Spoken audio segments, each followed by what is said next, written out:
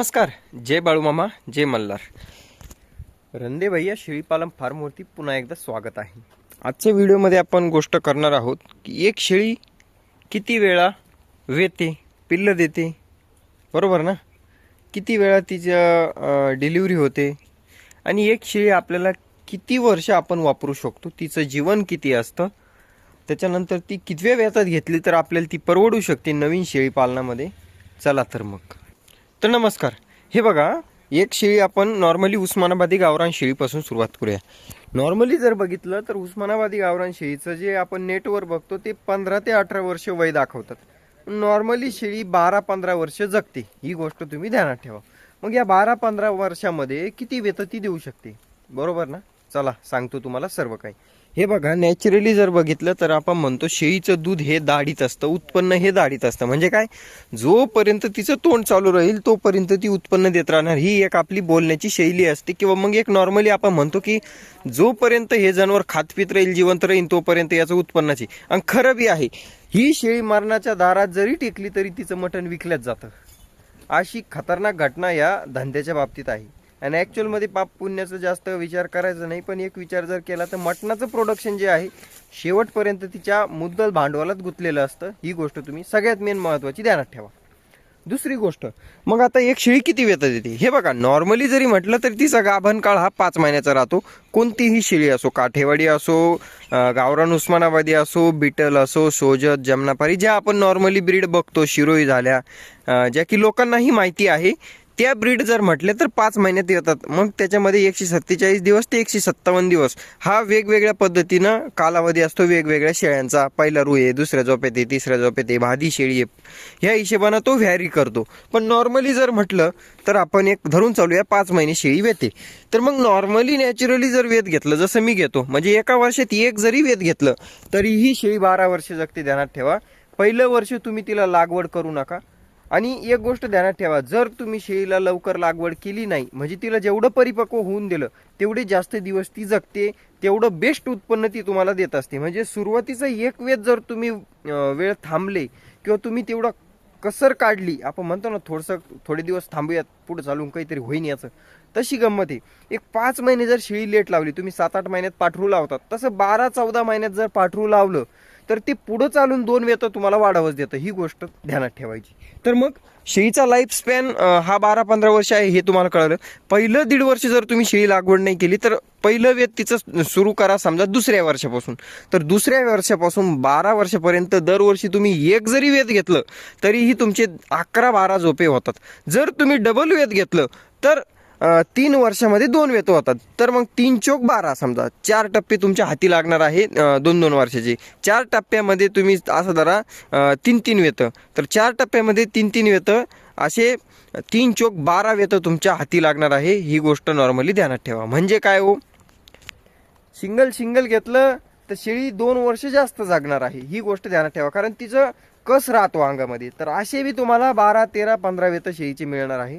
आणि दरवर्षी डबल बी घ्यायचं ठरलं तर नॉर्मली 2 वर्ष 3 होतात, कारण 8 महिन्याला एक वेत होतं, कितीही फास्ट घेतलं तर सगळं वातावरण बघून.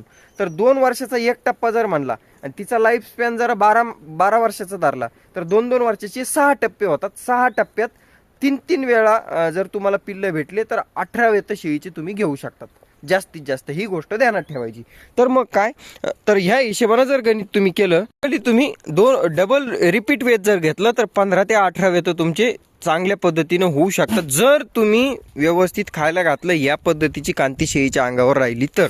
पण नॉर्मली जर बघितलं तर तुमच्या हे लक्षात आलं असेल की एक शेळी 12 वर्ष जर जगली, आरामात जगते, त्याच्यात काही टेन्शन घेऊ नका. तर तुम्हाला 15 ते 18 वेत मिळणार आहेत जर रिपीट वेत घेतलं तर. आणि सिंगल वेट घेतलं तर 12, 13, 15 वेत तुम्हाला असे पण मिळणार आहे. कारण जी शेळी 12 वर्ष जगायची ती 15 वर्ष जगणार आहे जर तिला खाय प्यायला चांगलं मिळालं तर. ही गोष्ट ध्यानात ठेवायची, बरोबर.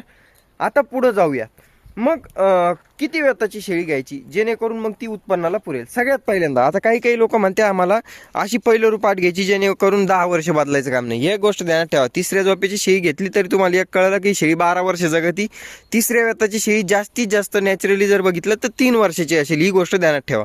तर 3 वर्षापासून पुढे ती 9 वर्ष जगणार आहे. तर ती शेळी सुद्धा तुम्हाला 10 वर्ष म्हणजे मरुस्तोवर बदलायचं काम नाही. त्याच्यामुळे तुम्ही शेळी पहिल्या वेताची घ्या. दुसऱ्या वेताची घ्या किंवा तिसऱ्या वेताची घ्या, तुम्हाला अडचण नाही. हा, तुम्हाला फक्त 1-2 वेतं वापरायची आहे शेळी, तर तुम्ही दात पडेल शेळी जरी घेतली तरी ती तुम्हाला 2 वेतं देऊनच जाणार आहे. ही गोष्ट ध्यानात धरा, कारण हे जनावर आहे, याला जेवढं खाऊ घातलं तेवढं ते जगणार आहे. त्याचे फक्त दात व्यवस्थित असली, दाढ व्यवस्थित असली ना, ते जनावर जगतं. तर 6 दात असू द्या, 8 दात असू द्या, पुढची दात पडेल असू द्या, तरीही तुम्हाला 2 वेताला मरण नाही या शेळीला. ही गोष्ट ध्यानात ठेवा, कारण शेळी वेतं भरपूर देते, तुमचं टिकावण्यावर आहे. हा, लगेच बिमार जनावर घेतलं तर मग ते दुसऱ्या वेताचं असलं तरी काही उपयोगाचं नाही. पण तंदुरुस्त जनावर जर असलं तर ते 3ऱ्या, 4थ्या, 5व्या, 6व्या झोपेची जरी शेळी घेतली तरी तुम्हाला पुढे चालून 4-5 वेतं ती आरामशीर देते. त्याच्यामुळं काळजी करायची नाही की व्यापाऱ्यानं मला फसवलं, थोडं म्हातारच जनावर आहे, थोडे दातच पडेले, त्याच्यात काळजी करायची नाही. फक्त जनावर निरोगी आणि अंगावर कांती असलेलं घ्यायचं, जेणेकरून त्याला तुम्हाला सुधारवते. अंगावर कांती थोडी कमी असली तरी चालते, पण जनावर हातापायात क्लिअर पाहिजे, सडपारंब्यामध्ये क्लिअर पाहिजे. सडपारंबी म्हणजे कास, त्याच्यात क्लिअर असलं की ते उत्पन्न देतच. ह्या गोष्टी जर तुम्हाला समजल्या असेल तर रंदे भैया शेळी पालन फार्मला फॉलो, सबस्क्राईब करून घ्या. पुढं चालून हे बघा, आता नॉर्मली तुम्हाला सांगतो मी की शेळी ही 2 दात घ्या, 4 दात घ्या. तुम्हाला पहिले सांगितलं मी, पहिल्या 2 वर्षामध्ये शेळी ही 6 दात करत असते. 12-14 महिन्याची झाल्यावर 2 दात, 18 महिन्याची झाल्यानंतर 4 दात आणि 2 वर्षाची झाल्यानंतर 24 महिने 26 महिन्याची झाल्यानंतर 6 दात करत असते. तर तुम्ही शेळी 6 दात घ्या, 8 दात घ्या, काही अडचण नाही. कारण ती 2-3 वर्षाची शेळी म्हणजे ती तिच्या नावारूपाला आलेली असते, तिच्या ओरिजिनल उत्पन्न देण्याच्या कॅपॅसिटीमध्ये आलेली असते 2-3 वर्षाची शेळी, आणि ती शेळी तुम्हाला पुढे चालून उत्पन्नही चांगलं देते. आता हे बघा, ह्या अशा 90 पाटी घेतल्या तरी तुम्हाला हरकत नाही, कारण मग त्या पुढे चालून जे म्हणतो आपण 10 वर्ष बदलायचं काम नाही, तशी गोष्ट आहे. तुम्ही 4थ्या वेताची शेळी जरी घेतली तरी तिला तुम्हाला सांगतो, जर चांगली सांभाळली तरी तिला सुद्धा 10 वर्ष बदलायचं काम नसतं, फक्त तुम्हाला सांभाळायचं आहे. त्याच्यामुळं ही गोष्ट ध्यानात ठेवा, शेळी कितीही म्हातारी असली तरी तुम्हाला 4-5 झोपेला ती कधीच मरण नाही तिला. त्या हिशेबानं तुम्ही शेळी खरेदी करायची आहे. फक्त शेळी ही चांगल्या व्यवस्थित बघून घ्या. आय होप तुम्हाला कळलं असेल शेळी ही किती वेतं देते. मग ती कोणत्याही जातीची असो, कमीत कमी 12-13 वेतं तुम्हाला मिळणार आहे, जास्तीत जास्त 17-18-19 वेतं तुम्हाला मिळणार आहे.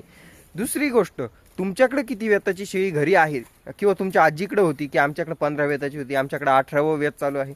जर असं काही वेगळी गोष्ट तुमच्या फार्मवर असेल तर नक्कीच कमेंट करून सांगा, जेणेकरून बाकीच्यांना सुद्धा कळेल की असं राहतं. धन्यवाद, मनापासून धन्यवाद. तुमचं असाच सपोर्ट राहू द्या रंदे भैया शेळी पालन फार्मला. आय होप तुम्हाला व्हिडिओ आवडला असेल. बघू शकता कोकरू आहे, मेंढी आहे, लवकरच मेंढी पालन वाढवत आहोत, शेळी पालन वाढवत आहोत.